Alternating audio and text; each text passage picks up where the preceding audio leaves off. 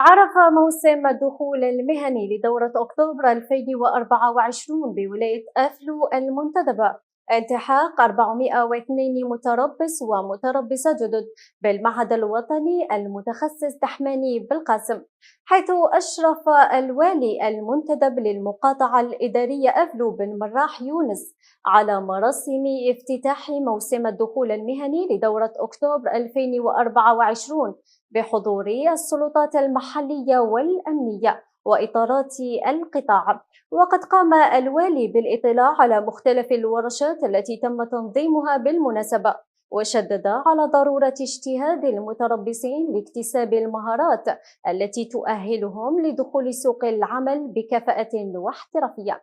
تقرير عبد القادر بشريط.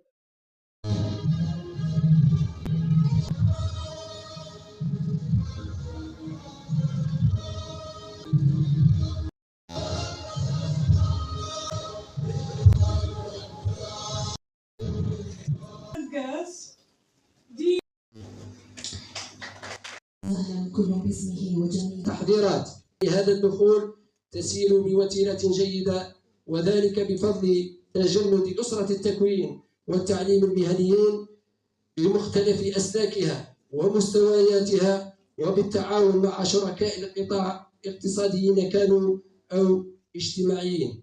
احنا جينا اليوم باش نطلبوا منكم وننصحكم كآباء باش الفترة اللي تقضيوها هنا على مستوى هذا المعهد ما تقضيوهاش هباء منثورا، لازم تستغلوا كل دقيقة وكل ثانية، خاصة مع الإطارات الكفء هنا اللي نشهدوا لهم بالكفاءة إن شاء الله باش تديوا الحرفة، خاصة ونحن نتكلم على الولاية المنتدبة أفلو التي تنتظر منكم الكثير. وأعلن مباشرة الافتتاح الرسمي للدورة التكوينية للموسم 24-25. شهد دخول أكتوبر 2024 في معهد الوطني للتكوين المهني المتخصص الشهيد دحماني بالقاسم بأفلو دخول التحاق 402 متربص ومتمهن، منهم 129 إناث.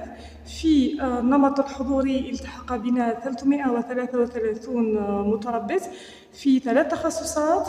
أما بالنسبة للتمهين فقد التحق بنا 69 متمهن في 4 تخصصات. بالنسبة للمتربصين والمتمهنين القدامى بلغ عددهم 1222 متربص ومتمهن، منهم 715 إناث.